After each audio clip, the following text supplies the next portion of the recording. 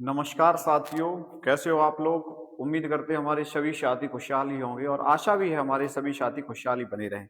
आपके लिए हम एक अब प्रैक्टिस सेट स्टार्ट करने जा रहे हैं, जिस प्रैक्टिस सेट का नाम है सफलता सीरीज के नाम से हम चला रहे हैं एक सीरीज। और उम्मीद भी करते हैं इस सीरीज को इस प्रकार से साथियों डिजाइन किया गया है कि आपका आने वाला सारा कोर्स इसमें समझ में आएगा। और आपसे उम्मीद भी है कि हमने पूरा कोर्स कवर करने की कोशिश की है।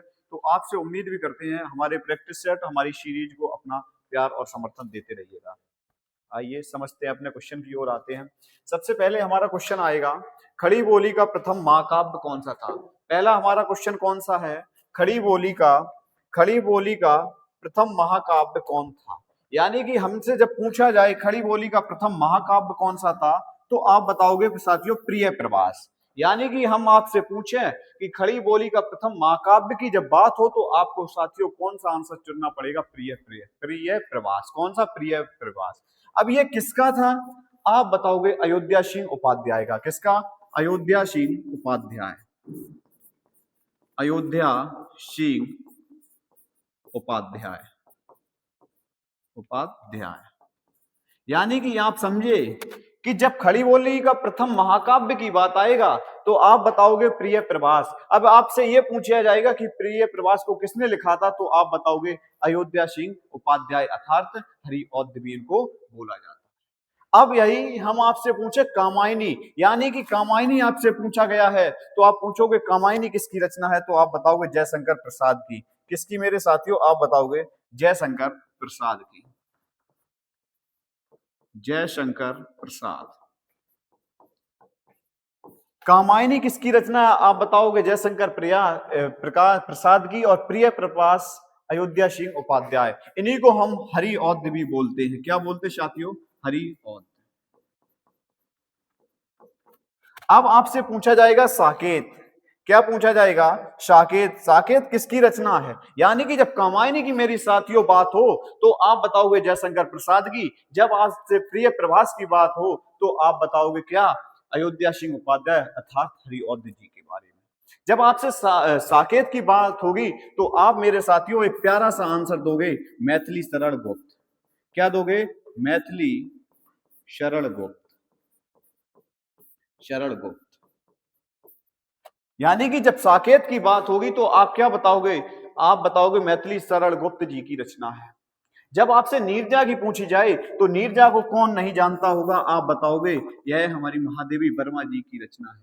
किसकी है, महादेवी वर्मा जी की। महादेवी वर्मा किसकी है, महादेवी वर्मा की।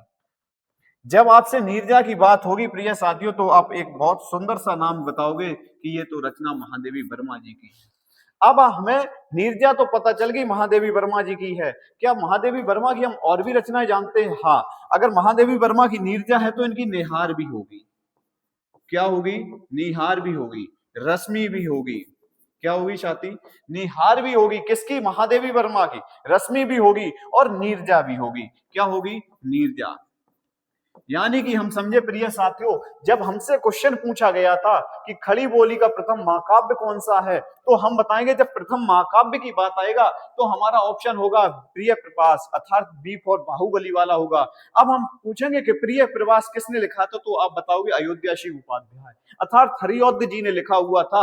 अगर हम देखेंगे कामायनी, जब कामायनी की बात आएगी तो आप बताओगे जयशंकर प्रसाद। इसी के क्रम में हम देखेंगे साकेत। जब साकेत की बात आएगी प्रिय साथियों, तो आप बताओगे मैथिली शरण गुप्त। क्या बताओगे, मैथिली शरण गुप्त।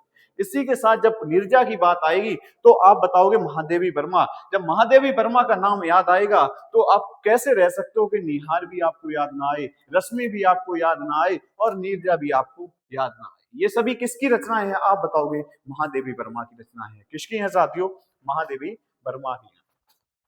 इसी के साथ हमारा क्वेश्चन आता है, वर्णमाला किसे कहते हैं। क्या, वर्णमाला किसे कहते हैं। अब हम जानते हैं कि वर्णमाला क्या होता है। वर्णों के उच्चारण के स्थान को नहीं, वर्णों के उच्चारण के स्थान को क्या वर्णमाला बोलते हैं, आप बोलोगे नहीं। ये तो हमें पता है कि वर्णों के उच्चारण को वर्णमाला बोल ही नहीं सकते।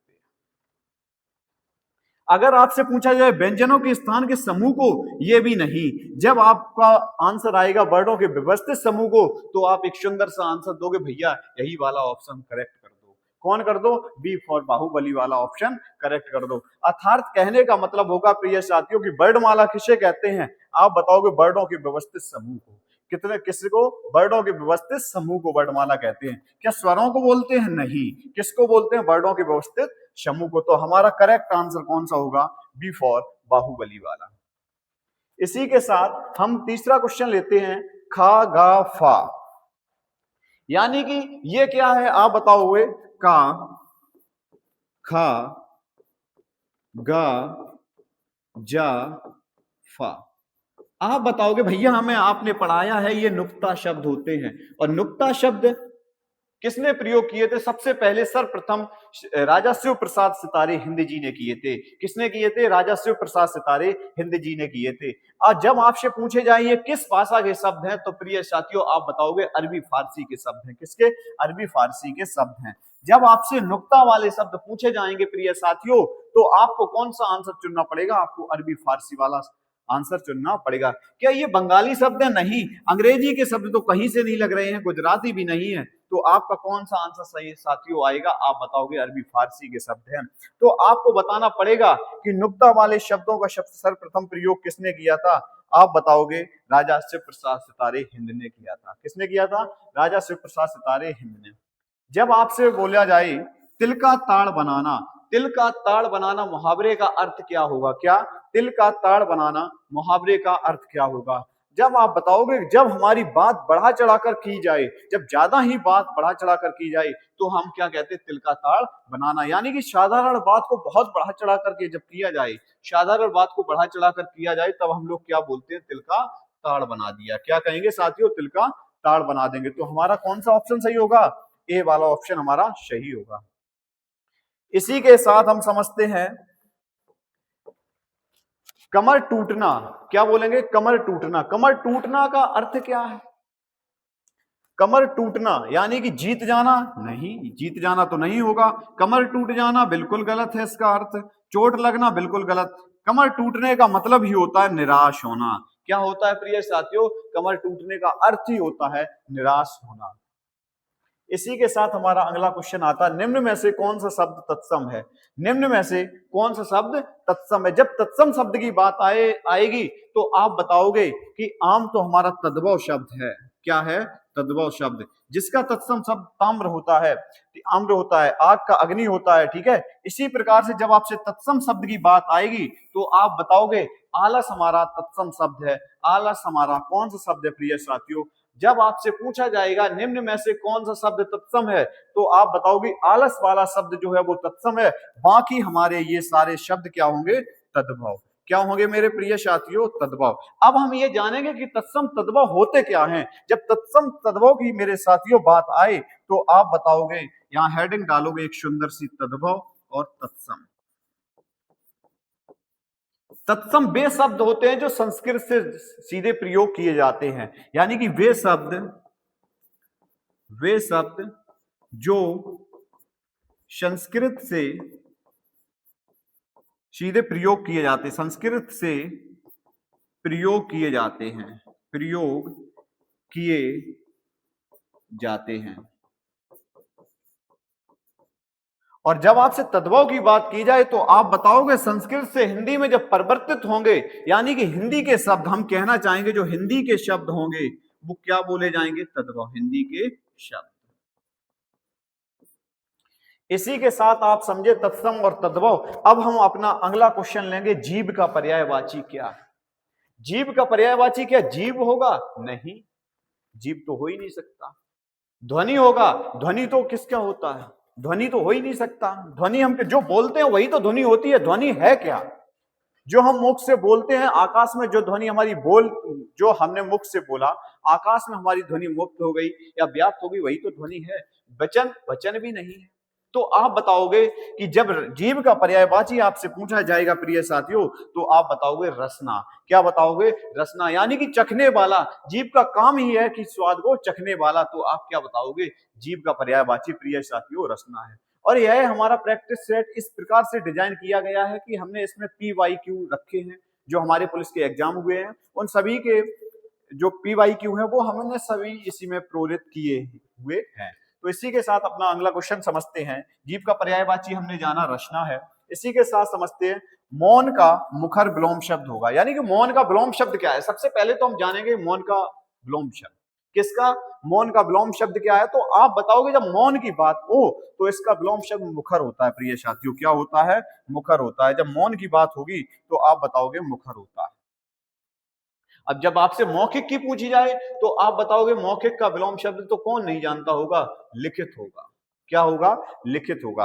इसी के साथ हम अपना अगला क्वेश्चन समझते हैं। क्रांति और क्लांति शब्द युग्म का सही अर्थ है। यानी कि क्रांति क्या होती है और क्लांति क्या होती है, यानी कि क्रांति और क्लांति का अर्थ क्या है, किसका, कांति और क्लांति का अर्थ क्या है। जब आपसे कांति और क्लांति का अर्थ पूछा जाएगा तो आप क्या बताओगे, कांति का मतलब ही होता है मेरे साथियों चमक, क्या होता है, चमक। और क्लांति का मतलब होता है प्रिय साथियों थकावट, क्या होता है, थकावट। जब क्लांति की बात होगी तो आपको क्या चुनना होगा, आप बताओगे भैया यहाँ तो थकावट आएगी, और कांति होगी तो चमक आएगी, क्या आएगी, चमक। जब हम देखेंगे चमक और थकावट की बात आए तो आपको सी वाला ऑप्शन सही करना होगा। कौन सा ऑप्शन सही करना होगा प्रिय साथियों, आपको सी वाला ऑप्शन सही करना होगा। इसी के साथ हम अगला क्वेश्चन लेते हैं। अगम और आगम शब्द युग्म का सही अर्थ है।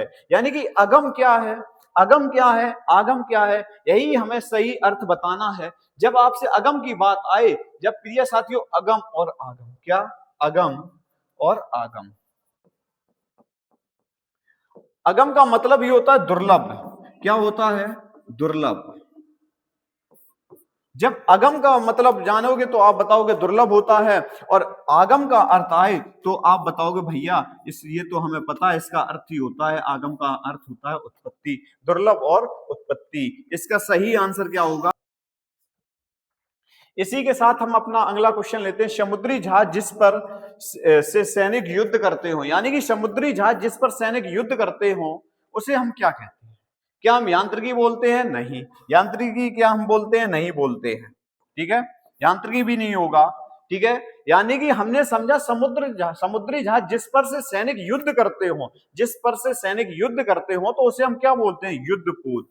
क्या बोलते हैं मेरे साथियों, युग पुरुष नहीं, चाक्षुष नहीं होगा तो युद्ध प्रोत होगा, क्या होगा, युद्ध प्रोत होगा। इसी के साथ प्रिय साथियों हम जानते हैं कि शुद्ध वाक्य का चयन करें, क्या, शुद्ध वाक्य का चयन करें। भारत में अनेक जातियां हैं, क्या ये सही है, देखते हैं।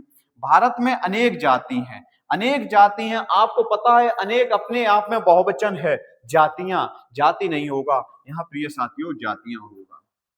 भारत में अनेकों, आपको पता है अनेक खुद में बहुवचन है तो इसमें अनेकों करने की कोई जरूरत नहीं थी। भारत में अनेकों जाति हैं, ये भी गलत होगा तो हमारा प्रथम यानी कि ए फॉर एप्पल वाला सही होगा। यानी भारत में अनेक जातियां हैं। इसमें आपको क्या चुनना था, इसमें आपको चुनना था युद्ध, यानी कि शुद्ध वाक्य का चयन करें। जब शुद्ध वाक्य का चयन करें तो भारत में अनेक जातियां हैं, तो ए वाला ऑप्शन आपका सही होगा।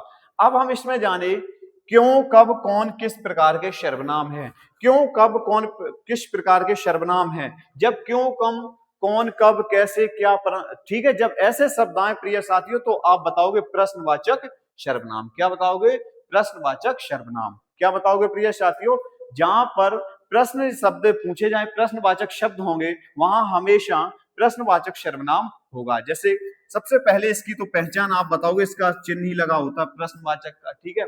अब इसके मुख्यतः शब्द क्या होंगे, कौन, क्या, कब, कैसे, क्यों। जब ऐसे शब्द आपसे पूछे जाएं प्रिय साथियों तो आप बताओगे भैया ये हमेशा प्रश्नवाचक की श्रेणी में रखे जाते हैं। किसकी श्रेणी में रखे जाते हैं, प्रश्नवाचक की श्रेणी में रखे जाते हैं। अब आपसे पूछा जाएगा कि अनिश्चयवाचक सर्वनाम क्या होता है। अनिश्चयवाचक सर्वनाम का मतलब ही होता है कि हमें कोई चीज निश्चित ना हो। यानी कि सर्वनाम की जब बात होगी तो आप प्रिय साथियों बताओगे कि सर्वनाम 6 प्रकार का होता है। कितने प्रकार का होता है, 6 प्रकार का होता है। जब हम आपसे पूछे कि अनिश्चयवाचक, जो वस्तु निश्चित ना हो, जैसे हमने बोला पिताजी कुछ लाए, बाहर कोई खड़ा है, अब पिताजी कुछ लाए हैं, मुझे ये तो पता है कुछ लाए हैं लेकिन ये पता नहीं है क्या लाए। माता जी कुछ बना रही हैं, माता जी कुछ बना रही हैं, अब मुझे ये तो पता है माँ मेरी कुछ बना रही है, लेकिन ये नहीं पता कि क्या बना रही है। हमने बोला बाहर कोई खड़ा है। मैंने सोचा पिताजी आए और हमने गेट खोल के देखा तो वहां पता चला कि डॉगी जी खड़े। तो इसका मतलब क्या हुआ, जहां चीज निश्चित ना हो वहां हमेशा अनिश्चित वाचक सर्वनाम होता है। कौन सा होता है? अनिश्चित वाचक सर्वनाम होता है। इसी के साथ हम समझेंगे निश्चयवाचक सर्वनाम। निश्चयवाचक सर्वनाम का अर्थ ही होता है कि वो निश्चित वस्तु को दर्शाता है। जैसे हम बोलेंगे पिताजी, पिताजी पुस्तक लाए। अब पिताजी क्या लाए? पुस्तक लाए, मुझे निश्चित है। माँ सब्जी बना रही है, माँ क्या कर रही है? सब्जी बना रही है। जब आपको चीज निश्चित हो प्रिय साथियों, तो आप बताओगे वहां पर हमेशा निश्चयवाचक सर्वनाम होता है। और निजवाचक सर्वनाम यानी कि निजवाचक, प्रिय साथियों, जब निजवाचक सर्वनाम की बात हो तो आप बताओगे हमें निजवाचक, यानी कि ये मैं स्वयं के लिए जब बात की जाए प्रिय साथियों, जब स्वयं के लिए बात होगी तो आप वहां बताओगे निजवाचक सर्वनाम होगा। कौन सा होगा? निजवाचक सर्वनाम होगा। तो हम, मेरे कहने का मतलब है क्यों, कब, कौन, किस प्रकार के सर्वनाम है, तो आपको बी फॉर बाहुबली वाला आंसर बताना पड़ेगा कि ये प्रश्नवाचक शब्द हैं। कौन से हैं? प्रश्नवाचक शब्द हैं। ठीक है। यमुना किस प्रकार की संज्ञा है? प्रिय साथियों, आपसे पूछा गया यमुना किस प्रकार की संज्ञा है। जब यमुना की बात आए तो आप बताओगे भैया यमुना एक व्यक्ति को दर्शा रहा है, यानी कि ये व्यक्तिवाचक संज्ञा है। कौन सी है? व्यक्तिवाचक। एक विशेष जाति को दर्शा रही है। किसको? विशेष जाति को।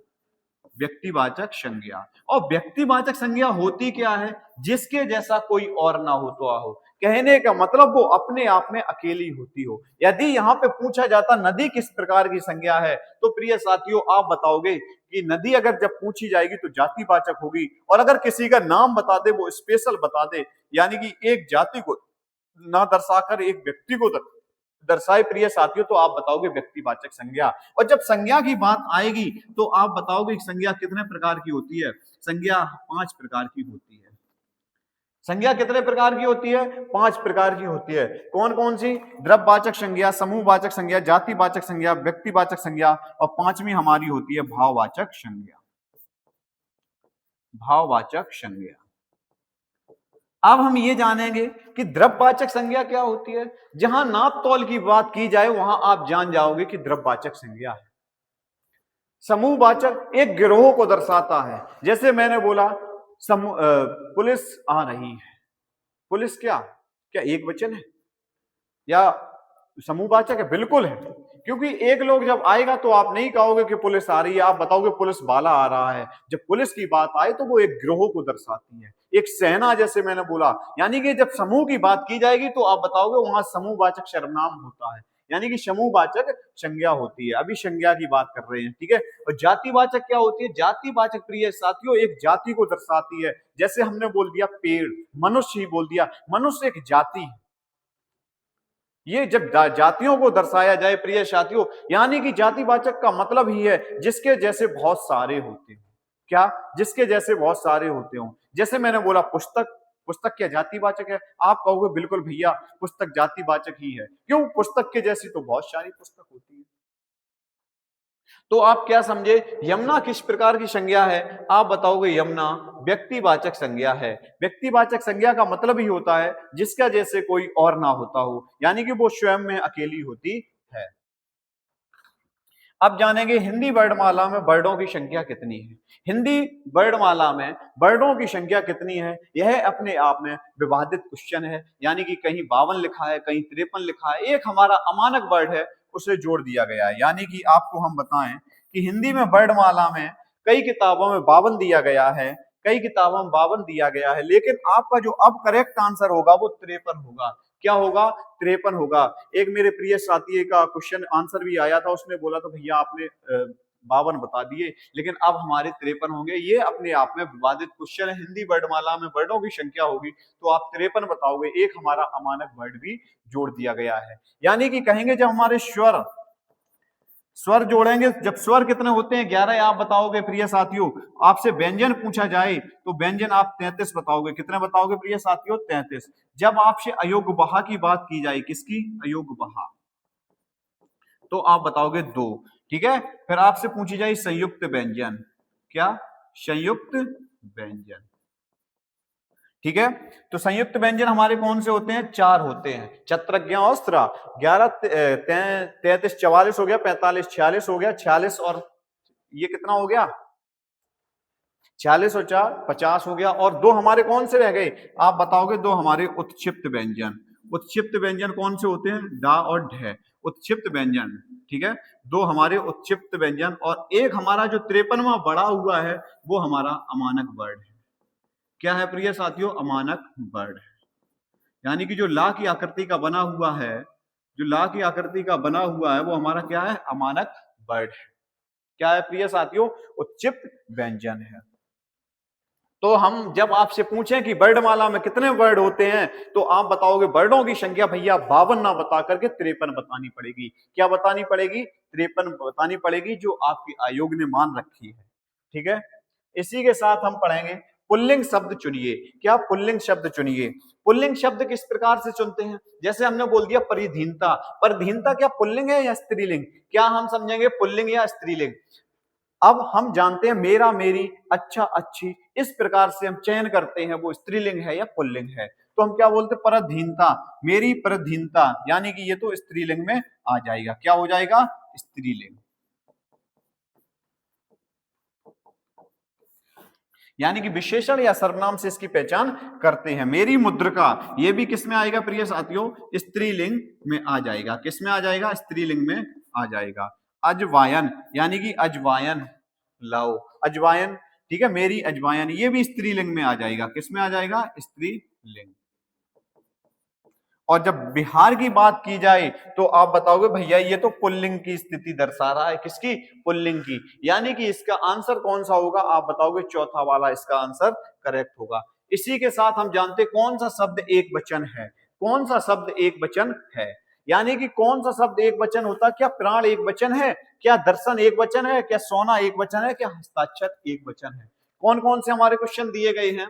प्राण, दर्शन, सोना, हस्ताक्षर, अपने आप में एक बेहतरीन क्वेश्चन। कौन सा? एक बेहतरीन क्वेश्चन। तो हम समझते हैं कि एक वचन जो सोना होता है वो हमेशा एक वचन की स्थिति दर्शाता है। क्या दर्शाता प्रिय साथियों? एक वचन। जब आपसे प्राण की बात की जाए तो आप बताओगे ये हमेशा बहुवचन होगा। क्या होगा प्रिय साथियों? बहुवचन होगा। जब आपसे दर्शन की बात की जाए तो आप बताओगे भैया ये भी बहुवचन होता है। क्या होता है? बहुवचन। और हर हस्ताक्षर हमेशा बहुवचन की श्रेणी में आते हैं। क्या आते हैं प्रिय साथियों? बहुवचन की श्रेणी में रखे जाते हैं। जब आपसे पूछा गया कि कौन सा शब्द एक वचन में प्रयोग होगा, प्राण, दर्शन, सोना, हस्ताक्षर, तो आपको सोना वाला ऑप्शन चुनना होगा। कौन सा? सोना वाला ऑप्शन चुनना होगा। इसी के साथ हम अपना अगला क्वेश्चन समझते हैं। माँ ने बच्चे को मिठाइयां दी, इसमें कारक बताइए। माँ ने बच्चे को मिठाइयां दी। क्या? माँ ने बच्चे को मिठाइयां दी, इसमें क्या है? आपको कारक बताना है। यानी कि समझने वाली बात है। माँ ने बच्चे को मिठाइयां दी, यानी कि किसके लिए मिठाइयां दी? तो आप बताओगे बच्चे के लिए। क्या? बच्चे के लिए। जब देने की बात आएगी तो आपसे बेहतरीन अब कौन जानेगा? यहां करण कारक होता है। कौन सा होगा? करण कारक होगा। कौन सा होगा? करण कारक होगा। ठीक है, माँ ने बच्चे को मिठाइयां दी, इसमें कौन सा कारण कारक होगा? करण कारक होगा। बच्चे को, किसको? बच्चे को। जब के लिए आता तो यहां संप्रदान कारक हो जाता। कौन सा? संप्रदान। अब यानी कि किसको मिठाइयां दी? बच्चे को। जब को विभक्ति आया तो आप बताओगे यहाँ पे करण कारक हो जाएगा। कौन सा हो जाएगा? करण कारक हो जाएगा। इसी के साथ हम समझते छत से ईंट गिरी, यानी कि छत से ईंट गिरी, जब स्थिति अलगाव की होगी प्रिय साथियों तो आप बताओगे वहां अपादान कारक होगा। कौन सा कारक होगा?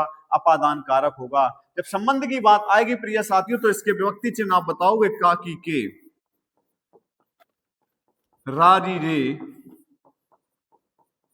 रे, नानी ने। जब ये सारे विभक्ति चिन्ह आ जाएं तो आप बताओगे संबंध कारक होगा। कौन सा होगा? संबंध कारक। जब अधिकरण की बात हो तो आप बताओगे मैं और पर विभक्ति चिन्ह जब आएगा भैया तो हमें अधिकरण कारक वहां रखना पड़ेगा।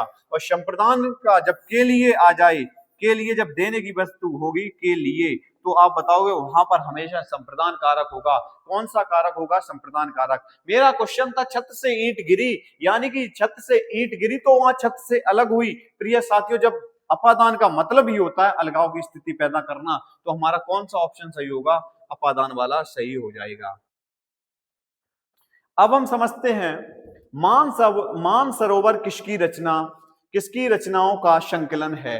क्या मानसरोवर किसकी रचनाओं का संकलन है? क्या समझे? मानसरोवर किसकी रचनाओं का संकलन है? तो अपने आप में बहुत ही बेहतरीन क्वेश्चन है दोस्तों, और यह पुलिस में आया हुआ है। ठीक है, तो हम समझेंगे मानसरोवर किसकी रचनाओं का संकलन है, तो आप बताओगे ये प्रेमचंद जी का है। किसका है? प्रेमचंद जी का है। अब हम समझते हैं रामचंद्र के बारे में। क्या रामचंद्र शुक्ल की बात जब हम करेंगे, रामचंद्र शुक्ल की बात करेंगे, तो आप इनका बताओगे, क्या बताओगे? रामचंद्र शुक्ल जी का एक आप बहुत ही फेमस यानी कि निबंध बताओगे आप, चिंतामणि। क्या? चिंतामणि। चिंतामणि यानी कि जब आपसे रामचंद्र शुक्ल जी की बात की जाएगी तो इनका निबंध तुरंत आपको याद आएगा, रामचंद्र शुक्ल जी का चिंतामणि। यानी कि राम का संबंध सीधा चिंता से करो। ठीक है, तो आप समझे, यानी कि मानसरोवर किसकी रचनाओं का संकलन है, तो आपको प्रेमचंद चुनना पड़ेगा। जब आपसे चिंतामणि निबंध पूछा जाएगा तो आप रामचंद्र शुक्ल बताओगे। इसी के साथ अगर आपसे जब महादेवी वर्मा की बात आए तो आप बताओगे नीरजा। क्या इसकी रचनाएं हैं इनकी? नीरजा हो गया, रश्मि हो गया, यानी कि नीरजा हो गया, रश्मि हो गया, ये किसकी रचनाएं हैं? आप बताओगे महादेवी वर्मा की है। निहार हो गया, क्या हो गया प्रिय साथियों? निहार हो गया। ठीक है, इसी प्रकार से हम ये इस क्वेश्चन को बहुत ही बेहतरीन तरीके से समझते हैं कि मानसरोवर किसकी रचनाओं का संकलन है। जब मानसरोवर रचना की बात होगी तो आपको प्रेमचंद ऑप्शन चुनना पड़ेगा। क्या? प्रेमचंद ऑप्शन चुनना पड़ेगा। क्या हम प्रेमचंद की और भी रचनाएं बता सकते हैं? प्रेमचंद की, किसकी? प्रेमचंद की जब बात आए तो मानसरोवर तो आप बताओगे ही, तो आप बताओगे इनके उपन्यास सेवा सदन हो जाएगा, गोदान हो जाएगा। क्या हो जाएगा प्रेमचंद का? सेवा सदन, सेवा सदन और गोदान, ये इनके क्या हैं? उपन्यास हैं प्रिय साथियों। क्या है? उपन्यास। यानी कि जब इनके उपन्यास की बात आएगी तो आप कैसे सेवा सदन और गोदान को भूल सकते हो? कैसे आप भूल सकते हो? आपसे पूछा जाएगा मीराबाई किसकी शिष्या थी, यानी कि मीराबाई किसकी शिष्या थी, तो मीराबाई को कौन नहीं जानेगा। इनके गुरु का नाम था संत रैदास। क्या नाम था? संत रैदास। यानी कि मीराबाई के जब गुरु की बात हो तो प्रिय साथियों आप बताओगे संत रैदास जी की बात हो रही है। किसकी? संत रैदास जी की बात हो रही है। पंचवटी किसकी रचना है? आपसे हमने क्या पूछा? पंचवटी किसकी रचना है? पंचवटी किसकी रचना है, तो आप बताओगे मैथिली शरण गुप्त जी की। किसकी? मैथिली शरण गुप्त जी की। यानी कि पंचवटी किसकी रचना है, तो आप बताओगे मैथिली शरण गुप्त जी की है। और प्रेमचंद की आपसे पूछी जाए तो आप बताओगे, अभी आपने बताया है प्रेमचंद की सेवा सदन और गोदान। क्या? सेवा सदन और गोदान इनके उपन्यास हैं। ये किसके उपन्यास हैं? आप बताओगे प्रिय साथियों, प्रेमचंद जी के हैं। जब हरिऔध जी की बात आएगी तो आप बताओगे प्रिय प्रवास। क्या बताओगे साथियों? प्रिय प्रवास। यानी कि पंचवटी किसकी रचना है? जब पंचवटी की बात आएगी तो आपको डी फॉर ऑप्शन चुनना पड़ेगा, मैथिली शरण गुप्त जी का। कौन सा? मैथिली शरण गुप्त जी का। अब आपसे पूछी जाएगी नीरजा कृति किसकी है? क्या? नीरजा कृति किसकी है? जब हम आपको बार बार करा रहे हैं तो आप बताओगे भैया ये तो देखते ही खाना हम कर देंगे आंसर, महादेवी वर्मा जी की। किसकी? महादेवी वर्मा जी की। ठीक है, महादेवी वर्मा जी की। अब हम जानते हैं सूरसागर के कवि कौन है। जब सूरसागर की बात आएगी प्रिय साथियों तो आप बताओगे सूरदास। सूरदास की और भी होती है साहित्य लहरी।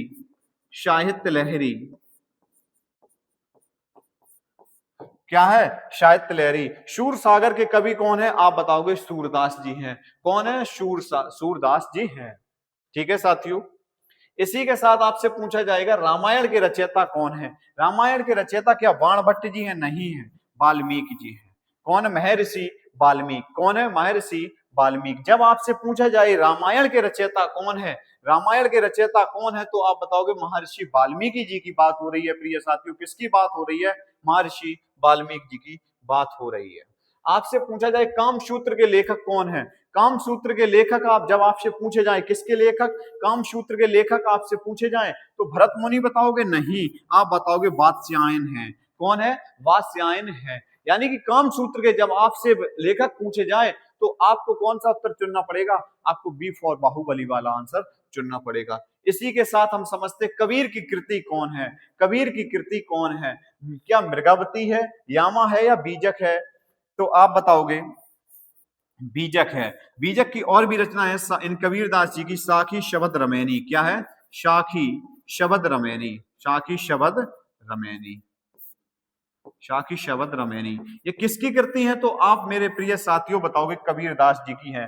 शूर सारावली की जब बात आ जाए तो आप बताओगे ये तो सूरदास जी की है। किसकी है? सूरदास जी की है। आपसे प्रिय साथियों पूछा गया था कबीर की कृति कौन सी है। जब कबीर की कृति आएगी तो आप बताओगे बीजक, और बीजक अगर जब बताओगे तो आपको याद आएगी साखी शबद रमैनी। क्या आएगी? साखी शबद रमैनी। अब आपसे पूछा जाएगा कि मैथिली भाषा के प्रसिद्ध कवि कौन है। मैथिली भाषा के जब आपसे प्रसिद्ध कवि पूछे जाएं, किस भाषा के प्रिय साथियों मैथिली भाषा के जब आपसे पूछे जाएं, तो आप क्या जायसी जी को बताओगे? नहीं। तुलसीदास जी को बताओगे? नहीं। बिहारी लाल को बताओगे? नहीं। आप बताओगे भैया मैथिली भाषा की बात हो और विद्यापति का नाम ना याद आए, ऐसा तो हो ही नहीं सकता। तो आप क्या बताओगे? मैथिली भाषा के प्रसिद्ध कवि कौन से हैं? आप बताओगे विद्यापति। क्या बताओगे प्रिय साथियों? विद्यापति जी हैं।